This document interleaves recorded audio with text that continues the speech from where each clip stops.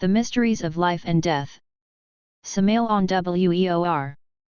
Kaki Avatara of the New Aquarian Age 3rd edition Columbia 1977. Prologue. In this booklet, Master Samael Aun Weor speaks about physical death and everything that happens after disembodiment. Humanity fears death because it lacks the conscious values necessary to stand before God. Once we put into practice the great mysteries contained in this booklet on all levels of our being, a new perspective will open up in our existence. This is because we will present to the Creator a valuable gift, which, in this case, would be our good deeds, thus avoiding the karma that is the cause of so much suffering and bitterness in this life. Through self-analysis, we can recognize our wrongdoings and repent sincerely, preparing ourselves for our real self to express itself through our creative larynx.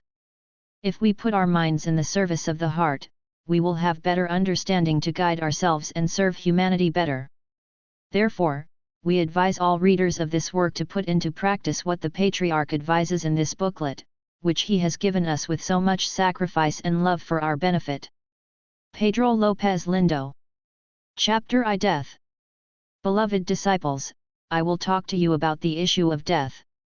Death is the crown of all. After death, the soul enters the astral light. When the time of death approaches, the angel of death comes to the deathbed. There is a choir of death angels, led by the planet Saturn. Each angel of death carries a book in which the names of all the souls that must depart are recorded. No one dies on the eve of their death. The angel of death merely releases the soul from the body. The soul is attached to the body by a fine, silvery celestial cord. The angel of death severs this cord to prevent the soul from re-entering the body. After death, souls see the sun, the clouds, the stars, everything just as before. For some time, the souls of the deceased do not believe they have died. They see all things in this world as they did before, which is why they do not believe they have died. The souls of the dead live in the astral light, which is the light of all enchantments and magical spells. The astral light is related to the air we breathe, but we can only see it with the eyes of the soul.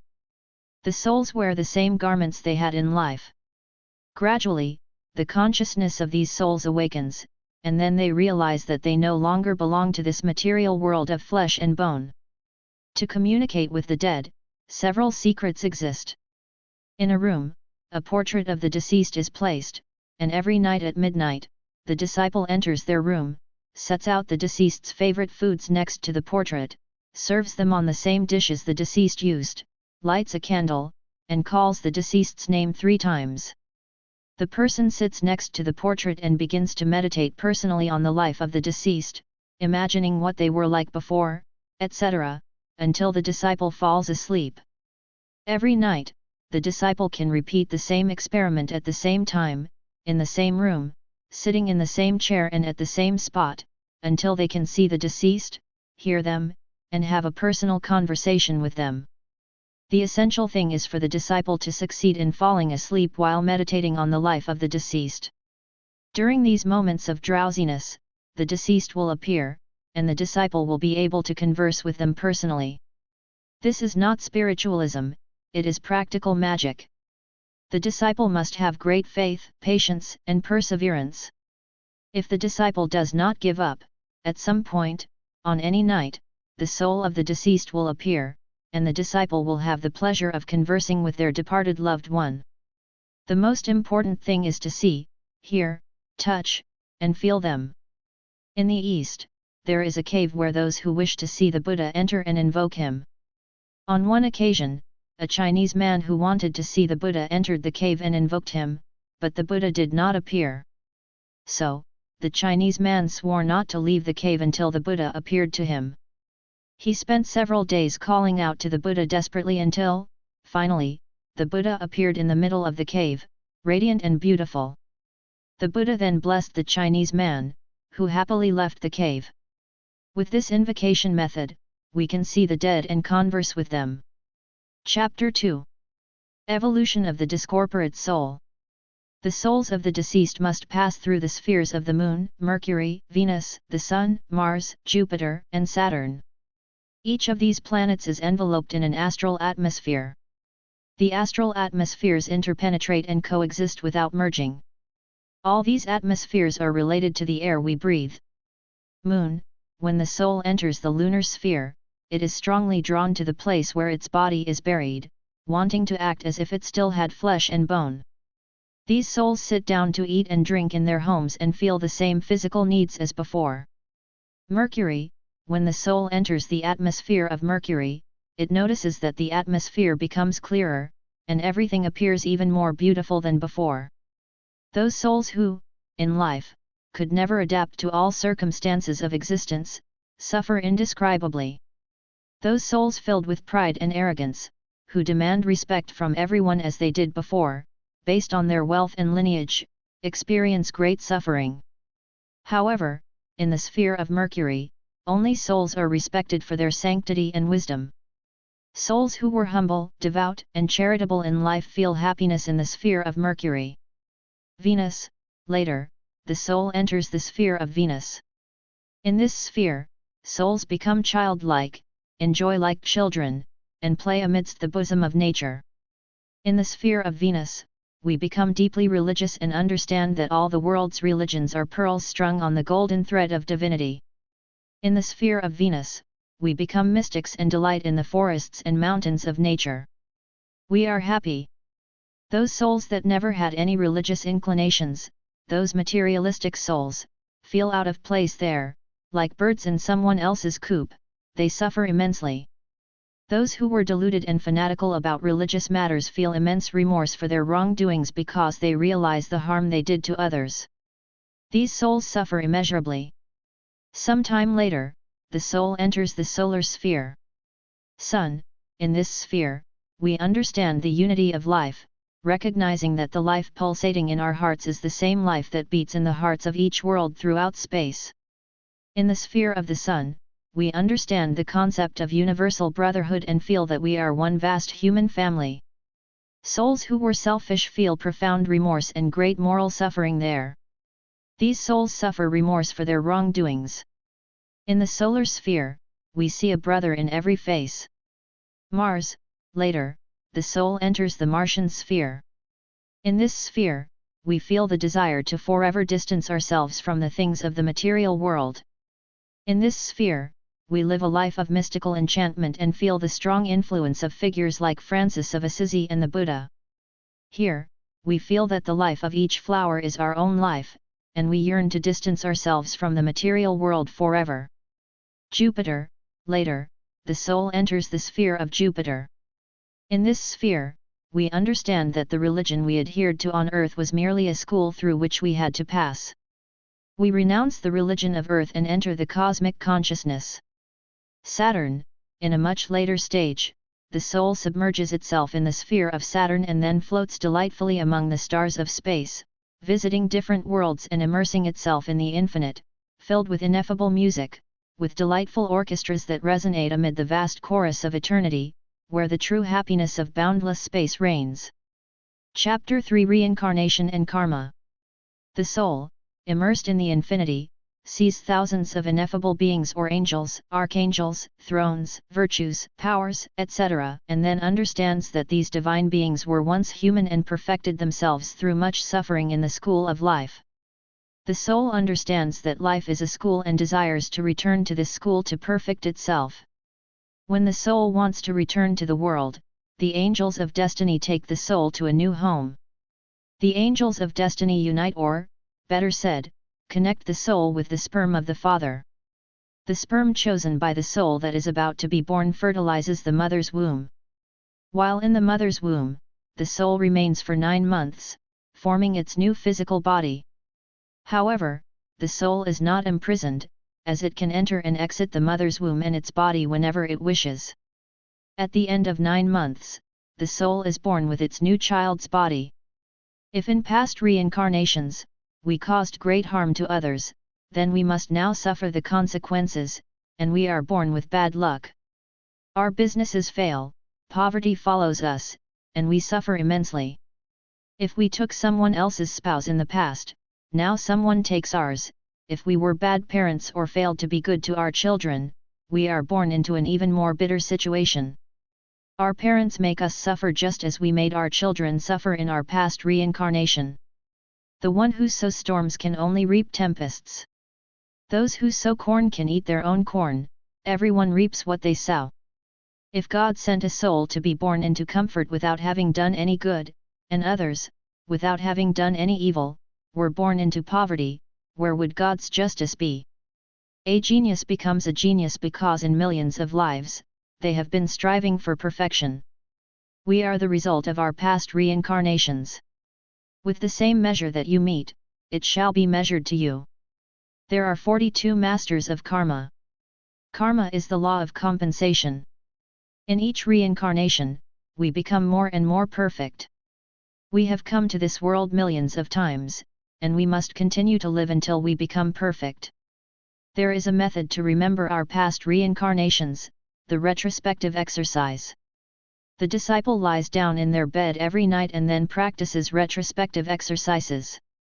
The disciple begins by remembering everything that happened 1 hour before going to bed, 2 hours before, every moment during the afternoon and morning throughout the day. The disciple tries to remember everything from the previous evening, the day before, and the day before that. The disciple should strive to remember everything that happened during the last month, 2 months, 3 months, 1 year, 10 years, 20 years ago, remembering all the details of their life. The disciple should also make an effort to remember the first 5 years of their life, which can be particularly challenging. These years are difficult to remember, but there is a secret for recalling them. The disciple must fall asleep while mentally pronouncing the mantras, words of power, as follows: Raon. Gaom. The disciple falls asleep while mentally repeating these 2 words and making an effort to remember all the events of the first 5 years of their childhood. Dreams are real. Our disciples should open the Bible and study the book of Daniel to learn more. After remembering their entire current life, the disciples should make an effort to recall the last moments of their previous reincarnation. If the disciple can fall asleep peacefully while practicing this, they will eventually be able to recall all the details of their past reincarnation in their dreams. With this secret, any disciple will not only be able to remember their previous reincarnation but also all their past reincarnations.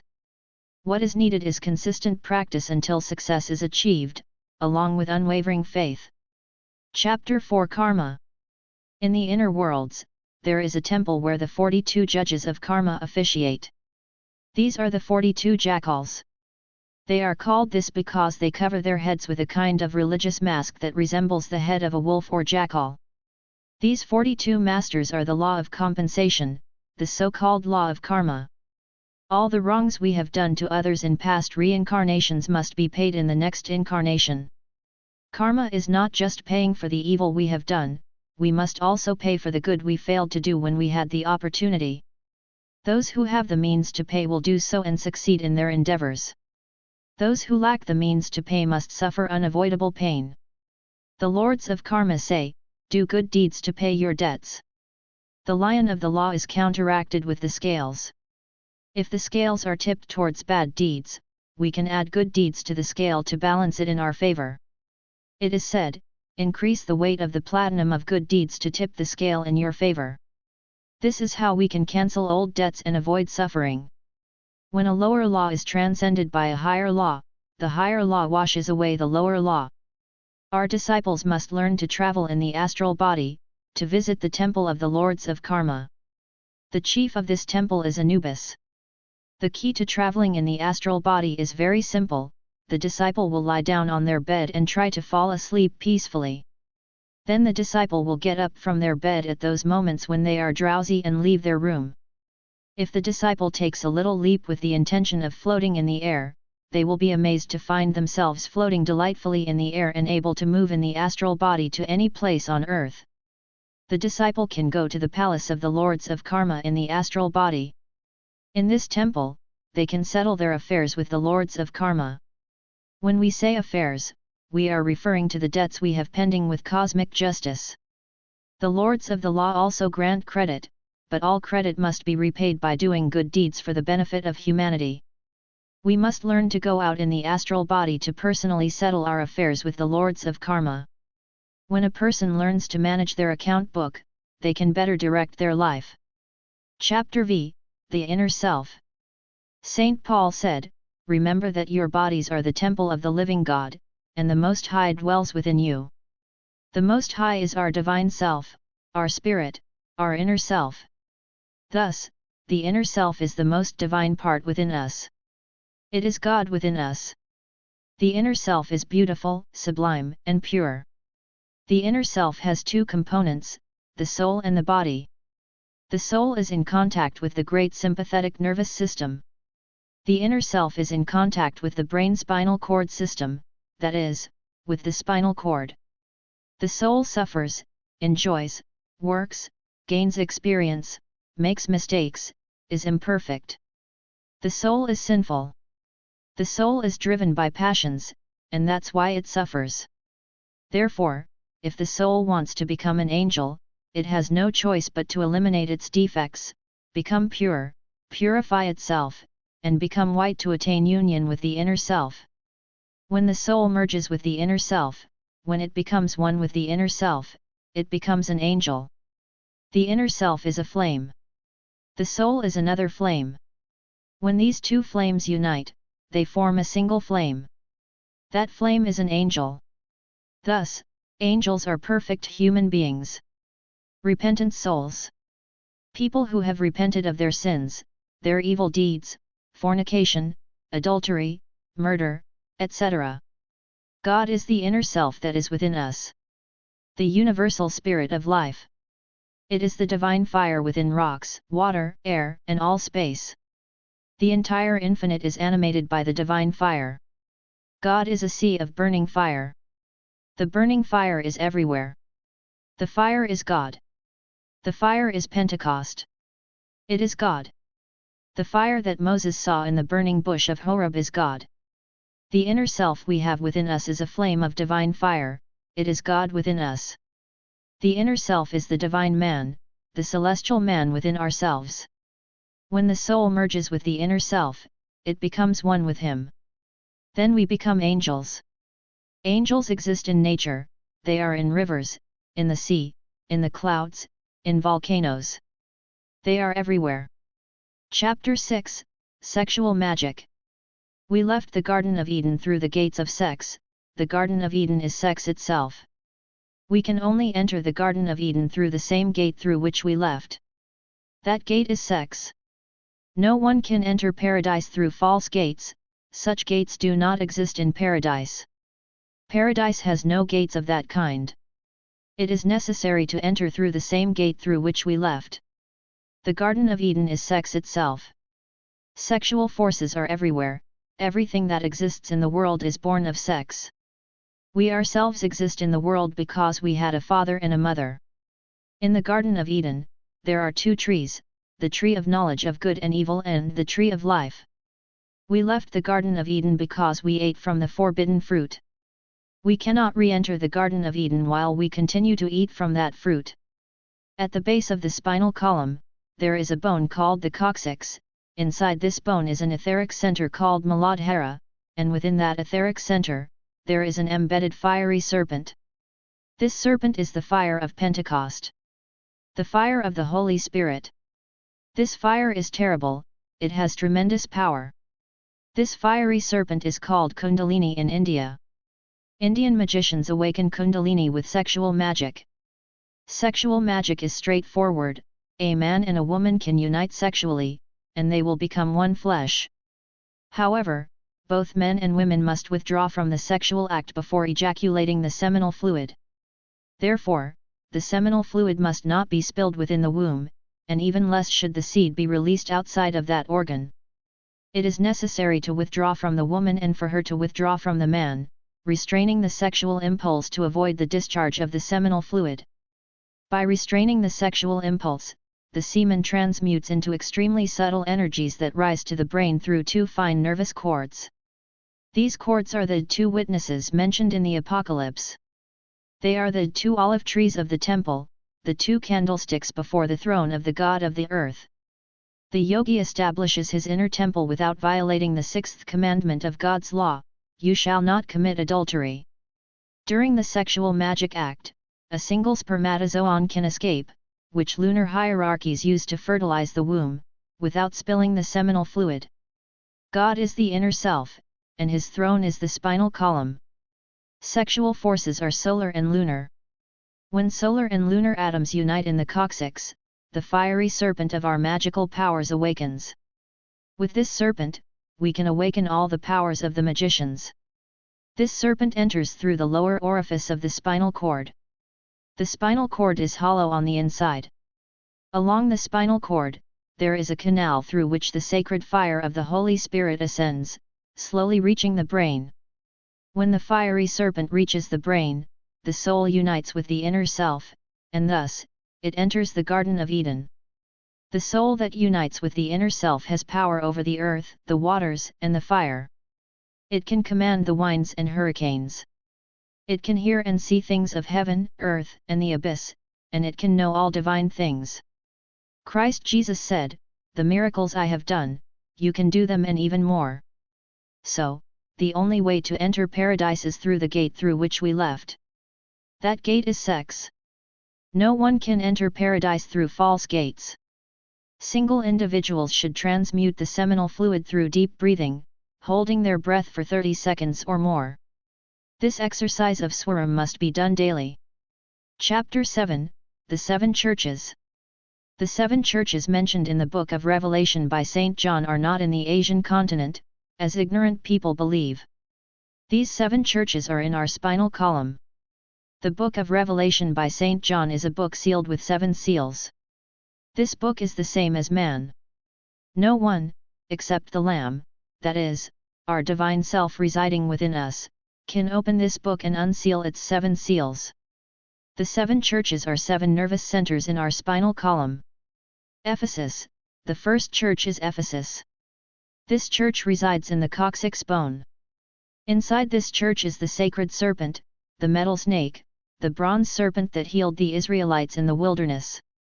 When this church opens, we gain power over volcanoes, earthquakes, and creatures living beneath the earth. Smyrna, when the serpent reaches the level of the prostate, the second church awakens, which is the church of Smyrna, and we gain power over waters and storms. Pergamos, when the sacred serpent rises through the central channel of the spinal cord and reaches the level of the navel, the third church, the church of Pergamos, awakens. Then, we gain power over lightning, fire, and erupting volcanoes. We can command the volcanoes, and they obey us. We can command the universal fire, and it obeys us. Thyatira, when the serpent reaches the heart level, the church of Thyatira awakens. This church gives us power over cyclones, breezes, and hurricanes. Sardis, when the sacred serpent reaches the throat level, we can hear the things spoken by the angels, the words of the souls of the dead, etc. This is the church of Sardis. Philadelphia, when the sacred serpent ascends inside the spinal canal and reaches the brow level, we can see things from another world, astral light, souls of the dead, archangels, seraphim, powers, virtues, thrones, etc. This is the church of Philadelphia. Laodicea, when the serpent reaches the top of the skull, the church of Laodicea opens. This is the diamond eye. One who opens this eye knows all things of heaven and earth. They become formidable. They see everywhere, know everything, and ignore nothing. When the soul unites completely and absolutely with the inner self, they become masters, prophets, wise ones, enlightened beings, and powerful. They see everything, hear everything, and know nothing. When the soul is fully united with the inner self, it becomes an angel. Angels are perfect human beings. Chapter 8, Astral Travels. The soul is enclosed in a fluidic body known as the astral body. The astral body is similar to the physical body. Inside the astral body is the soul with its mind, will, consciousness, and feelings. Thus, the astral body is marvelous, it is the body of the soul. When the physical body is asleep, the soul leaves the physical body and travels everywhere. The soul travels in its astral body. When King Nebuchadnezzar was sleeping in his bed, he thought about what his future should be, then he fell asleep. The king's soul left his physical body and journeyed through the astral plane. There, the soul saw a statue with a head of gold, chest and arms of silver, legs of iron, and feet partly of iron and partly of clay. The king summoned all the magicians, astrologers, and Chaldean soothsayers to interpret the dream of the statue, but no one could reveal it, for the king did not disclose the dream to anyone. These wise men were condemned to death for their failure. Daniel the prophet went to his house, prayed to the Lord Jehovah with his companions, and went to sleep peacefully. Then, Daniel's soul left his physical body, and in the astral plane, he saw the famous statue of King Nebuchadnezzar. The next day, Daniel appeared before the king and interpreted the dream of the statue, astonishing the king, who rewarded Daniel with great honors. Hence, dreams are astral experiences. Our disciples must call them astral experiences, not dreams. Our disciples should say, "Last night, I was in such a place in the astral body. I had an experience with so and so in such a temple," etc. In the astral body, the masters subject our disciples to many tests. On the astral plane, in the astral body, our disciples receive their initiations in the temples of the astral plane. The astral plane is known in the Bible as the mountain.